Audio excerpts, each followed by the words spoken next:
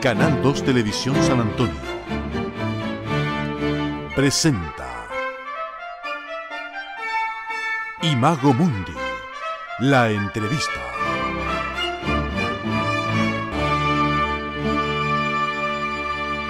¿Qué tal? Iniciamos una media hora de conversación acá en Chilena FM y Canal 2 de San Antonio.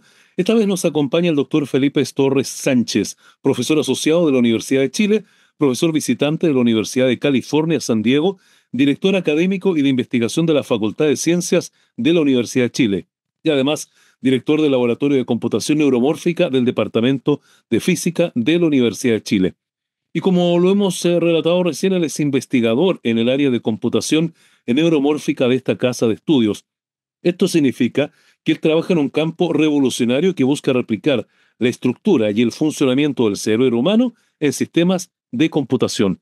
Y para adentrarnos más sobre todo en este tema, ya estamos junto al doctor Felipe Torres. ¿Qué tal? Bienvenido a nuestro programa. ¿Qué tal? Muchas gracias por la investigación, por la invitación, y es un gusto estar con usted. Igualmente, doctor, bueno, primero nos gustaría una definición precisamente de lo que es la computación neuromórfica que actualmente usted estudia ahí en la Universidad de Chile. La computación neuromórfica, la definición, es un campo de la computación de la energía, de la ingeniería en informática, que está dedicada a emular procesos que ocurren en el cerebro humano. El motivo es que los procesos de la sinapsis, la red neuronal, son por lo menos 10.000 veces más eficientes desde el punto de vista energético que los procesos que se dan en los computadores, la CPU, los dispositivos electrónicos de procesamiento de información. El paradigma computacional moderno es muy importante porque está inmerso en la vida de todos los seres humanos. Toda la vida se realiza vía web, pero también eso se mezcla con que hoy en día estamos viendo los efectos del cambio climático cada vez más fuertes. Es necesario reducir el consumo de la huella de carbono, pero por otra parte, los sistemas informáticos demandan una gran cantidad de energía. Entonces estamos en una coyuntura muy compleja que no se había visto antes a nivel mundial, y la computación neuromórfica va en tratar de generar nuevas tecnologías que puedan apoyarnos para no dejar de tener que usar la inteligencia artificial, los computadores, pero a la vez también tener un medio ambiente menos contaminado. Y en este sentido, doctor, ¿qué lo motivó a especializarse en computación neuromórfica y qué aspectos de esta área usted considera como más relevantes? Lo que a mí me motivó fue, hace un par de años, tuve la oportunidad de ir a la Universidad de California, y en ese momento se estaba discutiendo en una mesa de trabajo convocada por el presidente de los Estados Unidos y varios otros presidentes del mundo, sobre todo de Europa, acerca del problema energético. Yo recuerdo que en ese momento hacían proyecciones hacia el año 2040, decían que íbamos a estar en serios problemas porque el consumo, la demanda energética mundial no iba a dar abasto. Hoy en día eso se acortó, ahora las proyecciones son en el 2030. Entonces, ver que la ciencia básica que uno podía realizar podía tener un impacto a nivel mundial en las futuras generaciones y en las problemáticas de mucha gente fue lo que me motivó para insertarme en este campo de investigación. Y en este sentido, doctor, ¿cómo la computación neuromórfica podría cambiar, por ejemplo, el paradigma actual de la inteligencia artificial y el procesamiento de datos? Hoy en día hay mucha información que se genera pero que es desechada. Por ejemplo, en Londres, todo el día las cámaras están reconociendo imágenes, reconociendo caras, pero esa imagen después de unas semanas desaparece. Eso hace que la eficiencia de ese sistema sea muy baja y que se pierda muchísimo información, que se desgaste mucho energía disipando. Entonces, la computación neuromórfica podría, en el caso de que se puedan realizar estos dispositivos, estos circuitos de computación neuromórfica, realizar exactamente la misma tarea, pero con mucha menos energía. Entonces, eso implicaría un impacto muy, muy importante en términos del cambio climático y la huella de carbón que estamos dejando. Y en este sentido, ¿usted podría explicar brevemente cómo se integran el procesamiento y la memoria en los sistemas neuromórficos? Una de las bases de este proyecto y de este proceso del desarrollo de la tecnología de la computación neuromórfica se basa en que los computadores modernos alojan, guardan la información en una parte específica de la CPU y la procesan en otra. Y cuando hay que manipular gran cantidad de datos, tienen que llevar la información de un lado, de una unidad hacia otra. Eso genera un problema energético que tiene un nombre, se llama el cuello de botella von Neumann, donde si tengo que traer mucha información, entonces eso me conlleva un costo energético muy alto. La computación neuromórfica lo que busca es que esas dos cosas, guardar la información y procesar, se hagan en el mismo sitio.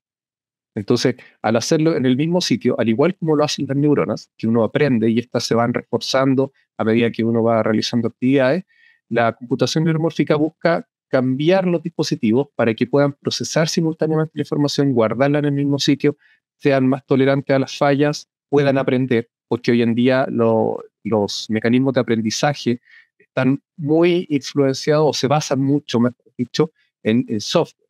La computación neuromórfica permitiría hacer eso en el hardware. O sea, yo no tendría que enseñarle a un computador, el computador podría ya venir con sus características de fábrica, tales que pudiese aprender sin la necesidad de que yo estuviera escribiendo un código computacional. Bueno, y en este sentido, doctor Felipe Torres, ¿hay aplicaciones prácticas de la computación neuromórfica, por ejemplo, que ya se estén implementando en la industria o que puedan ser accesibles para el usuario común y corriente? Uno de los principios físicos de la computación neuromórfica se basa en óxidos. Los óxidos son materiales que cuando se aplica un estímulo sobre ellos pueden cambiar órdenes de magnitud sus propiedades. La tecnología moderna de nuestros celulares está basada en una tecnología que se hace en base a óxidos. Entonces, todos los teléfonos que hoy en día nosotros tenemos están hechos de transistores, de billones de transistores, que su elemento fundamental básico es el mismo que estamos estudiando en la computación neuromórfica. Lo que queremos hacer ahora es llevar eso a la nueva etapa, a la próxima etapa, que sería la eficiencia energética. Y en este sentido, ¿cuál sería el mayor desafío tecnológico al que se enfrenta, por ejemplo, el desarrollo del hardware neuromórfico? Los hardware neuromórficos, en el proyecto en el cual yo estoy trabajando, son y han demostrado ser más tolerantes frente a las fallas. Han demostrado que, por ejemplo, ciertas aleaciones de materiales pueden comportarse como neuronas, cambiando sus propiedades, órdenes de magnitud. Pueden ser sensibles a estímulos electrónicos, ópticos, térmicos simultáneamente, y eso es algo que no se había visto. Los materiales típicamente se explotaba una de esas características. Estos materiales tienen múltiples características que se pueden explotar simultáneamente o se pueden tunear para que tengan cierta respuesta. Se pueden fabricar en escalas muy pequeñitas, estamos hablando de nanómetros, entonces podrían perfectamente reemplazar algún chip eventualmente. Y la otra característica que es muy importante es que a medida que se van usando, estos dispositivos aprenden. Y eso es una característica intrínseca que tienen los óxidos, que al paso de la corriente, temperatura o estrés, cambian sus propiedades y recuerdan parte de su historia. Y eso emula lo que pasa con el cerebro humano. ¿Y cómo la computación neuromórfica, por ejemplo, podría ayudar a reducir la huella de carbono del sector tecnológico, sobre todo que hace un rato usted nos planteaba el tema del cambio climático, ¿no? Por ejemplo, uno de los problemas más comunes que tiene la electrónica moderna es sacar el calor. Cuando yo tengo un dispositivo, una placa, un chip, y lo uso, lo que es más complicado para que no se queme, para que no se fundan los contactos, es extraer el calor una vez que está pasando corriente a través de eso. La computación neuromórfica, el calor se utiliza, no es necesario desecharlo, para activar una segunda o una tercera neurona. De hecho, nosotros hemos hecho dispositivos donde a través del calor podemos inducir sincronizaciones entre diferentes neuronas. Entonces, desde ese punto de vista, tenemos prototipos que no tienen que lidiar con el extraer el calor del dispositivo, sino que lo utilizan. Y eso ya es un avance tecnológico importante. ¿Usted nos podría hablar brevemente acerca de la ley de Moore?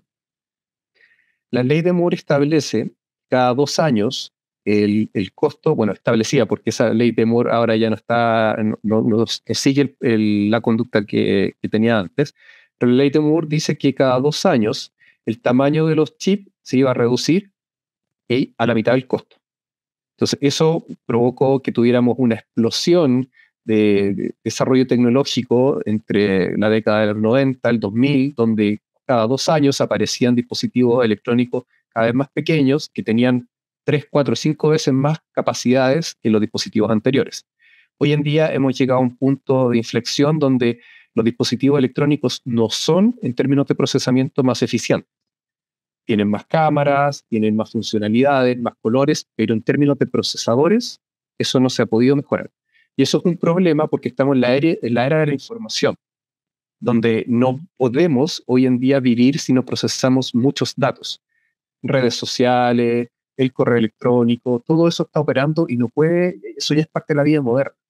Entonces, la computación neuromórfica busca impactar de manera positiva todos estos procesos que se están llevando y ciertamente, si eso se logra, vamos a tener un cambio significativo en nuestras condiciones de vida. Claro, pero para decirlo en simple, ¿cree usted que la computación neuromórfica podría superar las limitaciones de la ley de Moore?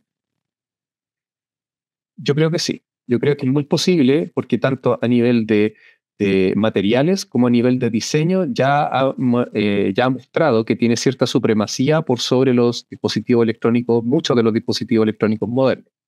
Entonces, lo que viene ahora, es complejo, es súper complejo poder predecir que un desarrollo de ciencia básica va a poder ser transferible a una tecnología que impacte. Eso es muy difícil de hacer, pero por lo menos la primera parte y los resultados preliminares son bastante prometedores. Claro. Bueno, hasta ahora conversamos con el doctor Felipe Torres Sánchez, él es el director del Laboratorio de Computación Neuromórfica del Departamento de Física de la Universidad de Chile, y precisamente hoy día estamos hablando justamente de computación neuromórfica. Y hablamos ahora de la plasticidad, adaptabilidad del cerebro humano. ¿Cómo se van reflejadas estos elementos, estos componentes en los sistemas neuromórficos? La plasticidad, por ejemplo, en muchos dispositivos neuromórficos se emula o se imita a través de estos materiales que pueden tener un cambio intrínseco a medida que se van utilizando. Materiales como el litio pueden ser altamente utilizados en estas aleaciones de óxido, y Chile es un país que estratégicamente se podría ver muy beneficiado si es que la tecnología en base a óxido y litio explota. Entonces, yo creo que hay varios elementos que hacen que desarrollar esta tecnología en Chile sea muy importante, tanto para el desarrollo de capital humano, para el desarrollo tecnológico, para el desarrollo de las universidades, la vinculación, la internacionalización de nuestras carreras con otras universidades donde esto se está desarrollando de manera muy, muy fuerte. Mm. Desde el ámbito que usted estudia acá en nuestro país, ¿cómo se ve Chile frente a estos estudios a nivel internacional, si tuviera que hacer usted una comparación? Le voy a dar un dato que es muy, muy A relevante. ver. El director del centro en la Universidad de California es un colega que se llama el doctor Iván Schuller. Él estudió justamente en la Universidad de Chile, hizo su pregrado acá y ahora está como profesor distinguido en la Universidad de California. Iván es un fuerte colaborador, no solamente con la Universidad de Chile, hay otras universidades donde él viene y tenemos un trabajo colaborativo muy, muy, muy fuerte. Y yo creo que explotar este tipo de áreas es muy importante porque creo que cada investigador o investigadora tiene un capital científico intrínseco que tiene que explotar. Yo creo que los jóvenes hoy en día tienen el capital y la posibilidad de tomar estos desafíos, de ir más allá de las limitaciones técnicas que tenemos hoy en día para empujar el desarrollo de la computación neuromórfica y ir en solución de los problemas de la crisis climática. Bueno, doctor, ¿y qué áreas de investigación en computación neuromórfica cree usted que podrían tener impacto más significativo en los próximos 5 años, por ejemplo? Tanto del área del hardware como del software. En términos de hardware, hay mucho, hoy en día las redes neuronales se utilizan mucho para hacer reconocimiento de imágenes, pero son extremadamente costosos computacionalmente. Los hardware basados en computación neuromórfica son una propuesta diferente porque son implementaciones distintas donde se puede simular, por ejemplo, la retina de un ser humano. Uno puede simular retinas, uno puede simular, de hecho, diferentes sentidos ya se están empezando a simular tanto a nivel de hardware como software. Y yo creo que eso ciertamente tiene un impacto en inteligencia artificial, en robótica, en electrónica, en química, biología, física, porque esto es un área interdisciplinar.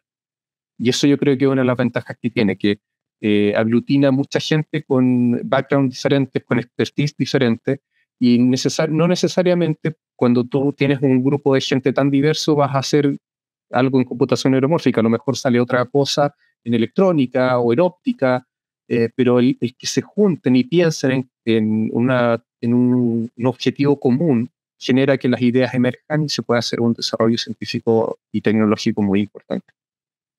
Doctor, ¿usted nos podría contar cómo se origina la computación neuromórfica, cómo fueron sus orígenes, quiénes establecieron por primera vez estos conceptos? La historia de la computación neuromórfica es muy interesante porque la primera persona que habla de máquinas inteligentes es Turing, Alan Turing, ¿ya?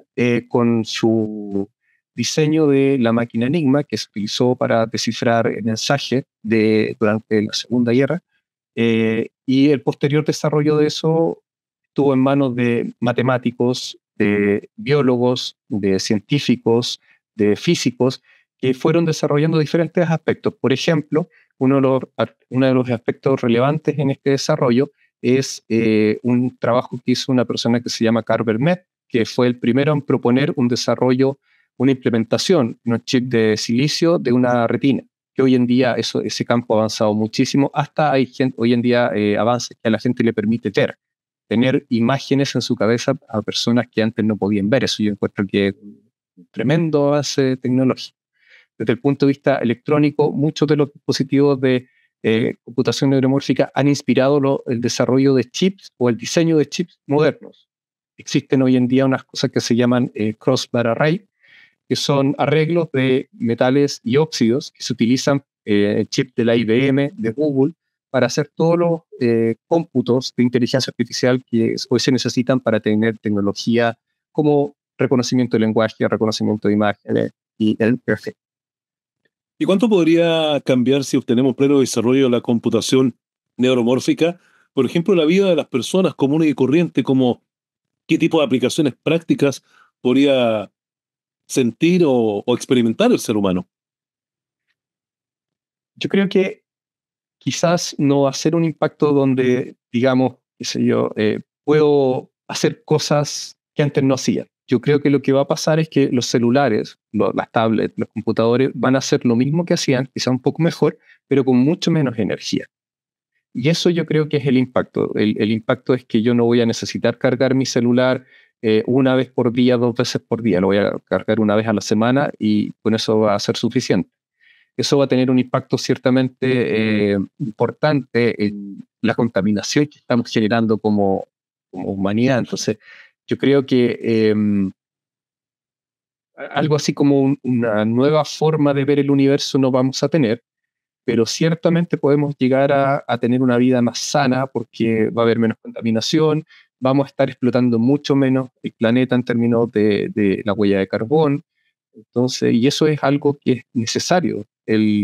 Las proyecciones en términos del consumo energético, la cantidad de dispositivos electrónicos que usa cada persona, la cantidad de información que se procesa, es algo que no se puede detener, como le comentaba hace un tiempo. Entonces, es algo que es absolutamente necesario para que la vida que tenemos ahora continúe. O, dicho de otra manera, si no pasa eso, lo que vamos a ver nosotros en el futuro es que no vamos a poder usar el celular todo el día, que no vamos a poder usar los computadores todo el día. Y a su juicio, entonces, ¿con qué elementos funcionaría bien la aplicación de la computación neuromórfica?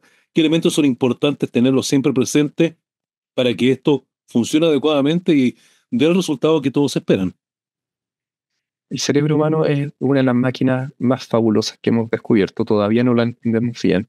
El cerebro humano es capaz de hacer las cosas que es un computador con muchísimo menos energía. La información en el cerebro humano se procesa y se guarda de una manera completamente diferente a la que se hace en los celulares. Un dato, por ejemplo, en el cerebro humano hay tantas neuronas qué sé yo, como galaxias hay en el universo. O sea, hay una cantidad muy grande, están todas interconectadas, hay varios tipos de neuronas, hay montones de procesos bioquímicos muy complejos y que en su conjunto global logran hacer una máquina inteligente como el ser humano. El ser humano que pudo generar una pintura, que pudo generar una obra musical, como los que han generado grandes artistas, que un computador hoy en día no lo puede hacer, salvo que uno lo programe y por azar genere algo, pero de todas maneras no va a tener la espontaneidad ni la creatividad que tiene un cerebro. Entonces yo creo que algo que hay que tener en cuenta, y esto es un mensaje para la gente que quiere dedicarse a ciencia, a la futura científica y científico, es muy importante explotar la creatividad. La transdisciplina hoy en día es algo muy necesario para resolver todas estas problemáticas. Entonces yo creo que los jóvenes, con las herramientas que tienen hoy en día de inteligencia artificial, con la inmediatez de la información, que cualquier cosa que no conozcan la pueden buscar en Google y rápidamente pueden llegar a los temas, yo creo que es súper importante motivar a los jóvenes para que se dediquen y exploten su creatividad científica, que es lo que necesitamos. Nosotros necesitamos nuevas generaciones de científicos brillantes. Y creo que ese es un lado muy positivo de esta coyuntura compleja en la que estamos viviendo hoy. Sí, claro. Bueno, hablaba usted precisamente de futuros científicos, futuras científicas. Quizás ahí nos podría usted dar un mensaje a los jóvenes que se interesen en seguir ciencias, estudiar precisamente lo que usted está investigando. ¿Qué les diría usted a ellos? Yo les diría que la humanidad los necesita, así directamente. Yo estoy absolutamente convencido que los problemas que estamos viendo hoy en día necesitan urgentemente de una fuerza joven, creativa, que se dedique a esto y saque y resuelva y proponga nuevas soluciones. Eso es realmente importante.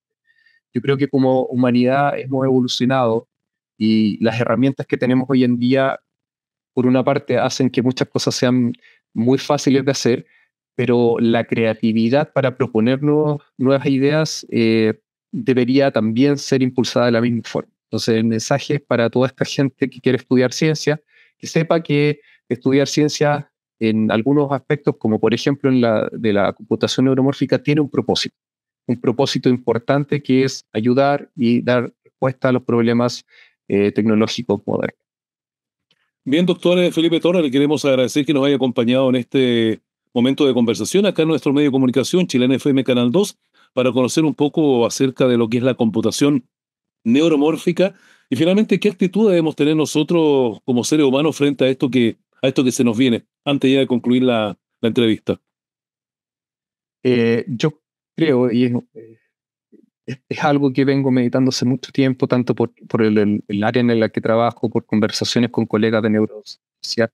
Creo que las herramientas de inteligencia artificial modernas, si bien son muy útiles en cierta etapa del desarrollo de los estudiantes, cuando no se utilizan bien, pueden inhibir ciertas capacidades que los estudiantes deben tener. Entonces yo creo que mi consejo sería que las aprendan a usar de buena forma, que les sirvan, que las exploten para que su creatividad también crezca, y no que signifique que yo ahora le delego todo lo que tengo que pensar a una máquina, porque creo que eso hace que la persona pierda todo su capital creativo que tiene, porque ahora es la máquina la que decide. Un detalle importante ahí, la información, y esto es un pequeño mensaje, la información puede ser semántica o sintáctica. La información que llega del mundo exterior, imágenes, no sé, texto, es información sintáctica, son letras, son colores que se reproducen en una pantalla. ¿Quién le da el valor a esa información? El ser humano, a través de la información semántica. Un ser humano es el que valoriza una imagen, un ser humano es el que valoriza un texto. Si nosotros le entregamos eso a la inteligencia artificial, ahora le entregamos el poder de valorizar la información a una inteligencia artificial, yo creo que como seres humanos no estamos yendo en el camino correcto. Así que aprender a usar las herramientas de inteligencia artificial de buena forma. Perfecto, recibimos plenamente el mensaje, doctor Felipe Torres. Muchas gracias por acompañarnos. Un gusto. Bien, pues hemos conversado con el doctor Felipe Torres de la Facultad de Ciencias de la Universidad de Chile, hablando precisamente sobre este tema tan nuevo para uno como es la computación neuromórfica, con la que prácticamente nos ha dejado muy informados. Así que ya termina nuestro bloque esta hora, acá en Chilena FM y Canal 2 de San Antonio. Muchas gracias. Canal 2 Televisión San Antonio presentó